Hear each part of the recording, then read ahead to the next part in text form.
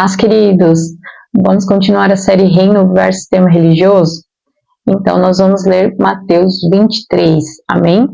Eu vou vou fazer um vídeo por versículo ali, né? Por chaves, por situações as quais o Senhor traz nesse capítulo, e para não ficar muito longo também, né? Mas para a gente poder explanar bem cada circunstância, cada situação, e assim a gente vai construindo essa série do reino versus sistema religioso, também acrescentando sempre o meu testemunho, sempre tudo aquilo que o Senhor foi trazendo para nós, amém?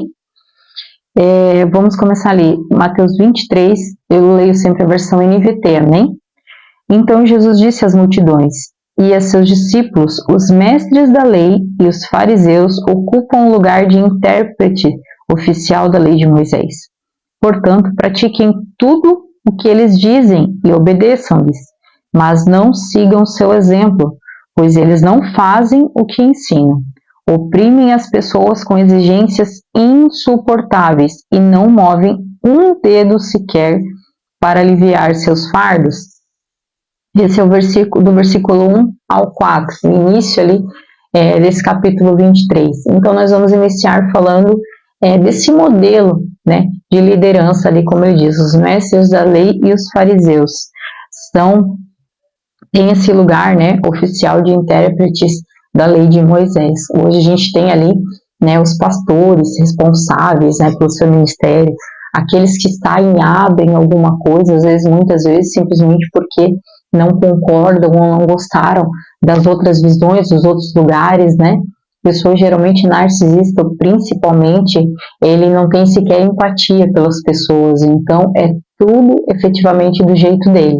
E o que for contrário a ele, ele vai se fazer de vítima e dar uma forma de distorcer a realidade para sempre ter razão, né?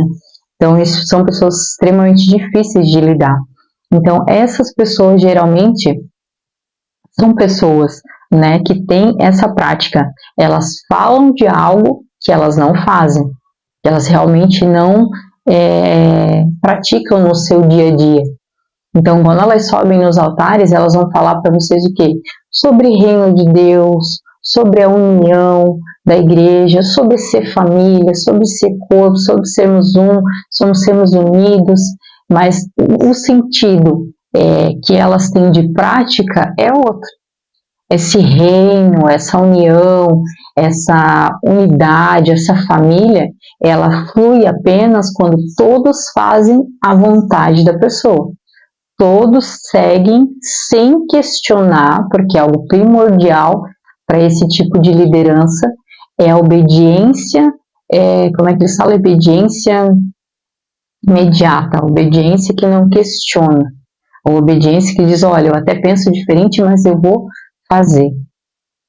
Existe uma diferença muito grande de você seguir a visão do seu pastor, que é o correto, né? Até foi a palavra que o Pai Casas falou no dia da nossa inauguração com, né, os casais que o Senhor nos direcionou, né, para ser a nossa diretoria e estar junto com a gente nesse projeto, nesse propósito, que se o Gilvan chegasse com a ideia, vamos pintar a igreja de rosa, olha, não concordo, eu acho que ficaria estranho, mas cadê o pincel?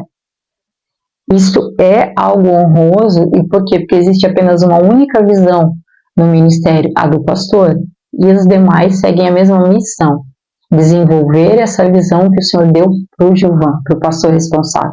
Amém? Mas por que eu estou falando isso em relação ao Gilvan? E estou falando que em relação a líderes narcisistas, opressores do sistema religioso, a gente não deve ter essa obediência imediata, a situação, eu não concordo, mas eu vou fazer. A diferença está na visão, a diferença está na direção, na forma do que vai ser feito. Porque o sistema religioso, os líderes narcisistas, eles querem ir para si e não para o reino.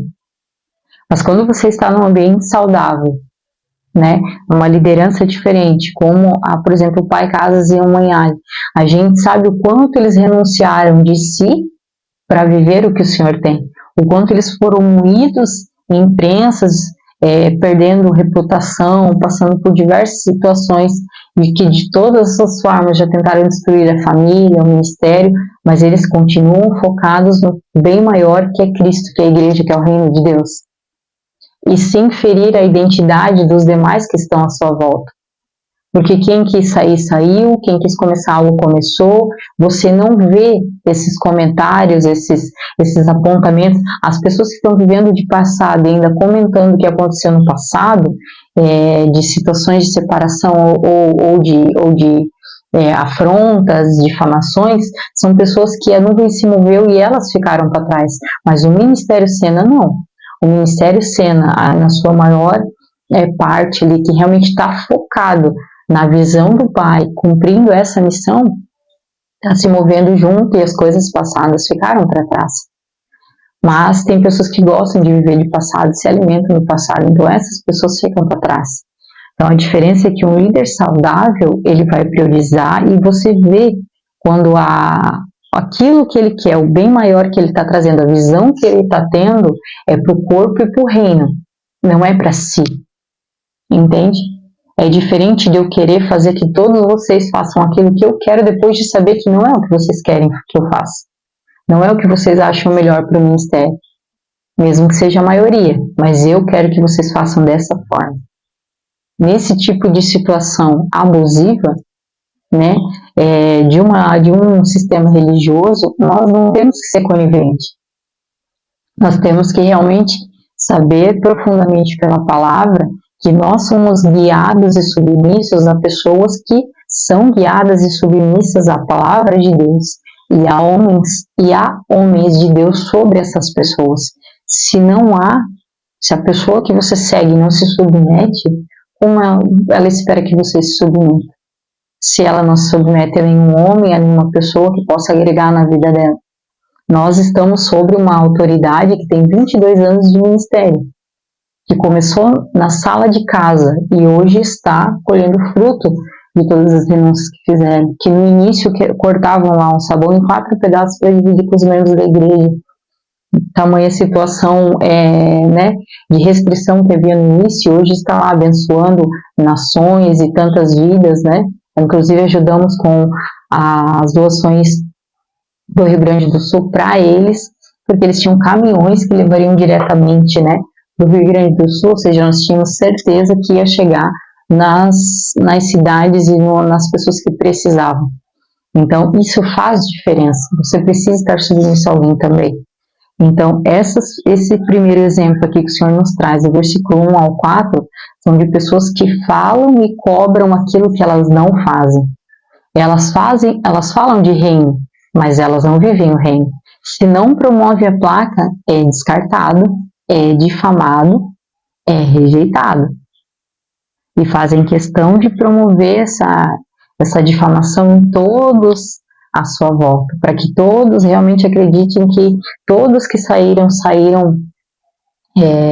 errados, né? Saíram insubmissos, saíram rebeldes, mas apenas eles estão certos. Então, isso são pessoas que falam de um reino, mas não vivem na prática. Porque se vivesse o reino de Deus, celebraria a multiplicação do reino de Deus, como foram celebrados, como deveriam ter sido quando foi a vez deles.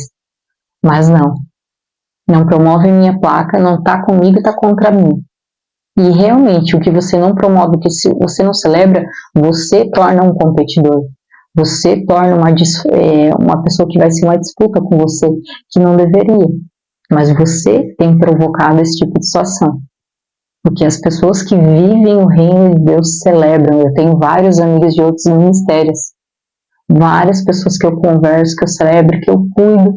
Eu tenho temos, né, tanto eu quanto o Gilvan, maior prazer de continuar amigos, de continuar conversando, de continuar tendo laços. Por quê? Porque é uma só igreja e vários ministérios, cada um com a sua visão, cada um com a sua direção, cada um com a sua essência, com aquilo que o Senhor te confiou. Isso não deveria ser um problema para quem vive o reino de Deus, mas para quem fala dele é. Porque o único reino que eles conhecem é a bolha do seu próprio ministério. Inclusive, tem alguns que chegam a falar que existe tem, né, ministérios que falam, eu até me surpreendi, mas tem lugares que falam, depois que você visita, né, agora você conheceu a verdade, a única verdade. Onde já se viu? O Evangelho é a única verdade, a palavra de Deus é a única verdade. E se todos nós estamos ministrando sobre ela, todos nós estamos espalhando a mesma verdade. Mas nos intitular únicos com a verdade, numa cidade, num estado, numa nação ou nas nações, é um orgulho absurdo, é uma soberba absurda, é uma arrogância absurda que a pessoa faz e não sei em que parte da mentalidade dela ela realmente acha que isso tem a ver com Cristo, porque nem o Senhor foi assim. Então a gente precisa olhar, analisar aquelas pessoas que efetivamente estamos, o meu líder, né, as pessoas, as autoridades sobre a minha vida, elas fazem aquilo que elas me cobram, elas também são submissas da forma que elas esperam que eu seja, há alguém sobre eles, tratando, trabalhando sobre a vida deles. Na hora de pegar junto aqui, eles botam a mão na massa, eles pegam junto, ou eles só falam e me cobram. Se vira nos 30, eu quero feito, eu quero pronto, precisa ser feito, precisa ser comprado, se unam como departamento e comprem, precisa ser isso, ou pior, né, pior, misericórdia, porque tem coisas que a gente vê assim que a gente não se acredita, compram e botam na cola, ó, agora vocês paguem aí, misericórdia de Jesus, isso de reino não tem nada, isso de saudável não tem nada, por quê? Nós aqui já compramos duas necessidades para a igreja e dividimos entre os irmãos, mas porque os irmãos nos procuraram. Os irmãos chegaram para nós e, poxa, a gente poderia, se você tiver o cartão para passar, poderíamos comprar no cartão e a gente se reúne, se junta e ajuda a pagar. O que vocês acham? Pela procura dos irmãos, mas nós jamais vamos impor sobre as pessoas algo que é para todos eles usarem, sendo que eles são os dizimistas e ofertantes, são a vida deles que o Senhor usa para trazer recurso para o ministério, como que eu ainda vou ficar cobrando que eles façam mais do que eles já fazem? Então, é esses absurdos que a gente tem que ver, pessoas que falam o que não vivem, não são modelos. Então, quando o Senhor diz aqui, ó, façam tudo o que eles disserem, é em relação à palavra de Deus. Por isso a necessidade de conhecê-la profundamente, porque se você não conhecê-la profundamente, você vai estar fazendo coisas que os seus líderes falam que é para eles, não é para o reino, não é para o Senhor. E muitas vezes para te oprimir, te deixar debaixo da mesa muito mais dependentes deles ainda. Então conheça profundamente, para que você faça e obedeça tudo que está na palavra de Deus. Porque ele fala que eles eram líderes oficiais de declarar a palavra de Deus. Então, da palavra, nós realmente temos que ser fiéis. E isso eu sempre fui, de forma inquestionável. Agora, todas as vezes que vieram apontar coisas que não estão na palavra de Deus, eu me levanto sim, e não tenho nenhuma vergonha. Pelo contrário, eu tenho orgulho de dizer que todas as vezes que vieram nos encurralar fora da palavra de Deus, eu me levantei contra. Eu fui realmente de apontar o dedo e falar assim, olha, você está falando de si mesmo, isso aqui não está na palavra, isso aqui você está fazendo de si mesmo, isso aqui não condiz com a palavra.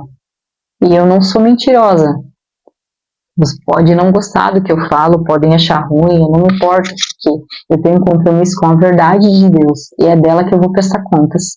O pai da mentira é Satanás, então para quem continua no engano, continua na mentira, está atribuindo os seus dias, a paternidade da sua vida, da sua geração, a Satanás e não ao Senhor.